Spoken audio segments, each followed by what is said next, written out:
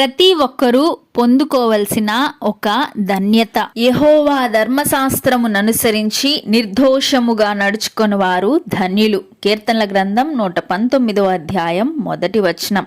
దుష్టుల ఆలోచన చెప్పున నడువక, పాపుల మార్గమున నిలువక, అపహాసకులు కూర్చుండు చోటను కూర్చుండక, యెహోవా ధర్మశాస్త్రమునందు ఆనందించుచు దివారాత్రము దానిని ధ్యానించువాడు ధన్యుడు. ఊజు దేశమందు యోబు అను ఒక మనుష్యుడుండెను. అతడు యథార్థ వర్తనుడు, న్యాయవంతుడునై దేవుని యందు భయభక్తులు కలిగి చెడుతనమును విసర్జించిన వాడు అని దేవుని గ్రంథం సెలవిచ్చుచున్నది. అయితే స్వాతంత్ర్యమునిచ్చు సంపూర్ణమైన నియమములో తేరి చూచి నిలకడగా ఉండువాడెవడో వాడు విని మరచువాడు కాక, క్రియను చేయువాడయుండి తన క్రియలో ధన్యుడగును అని లేఖనం సెలవిచ్చుచున్నది.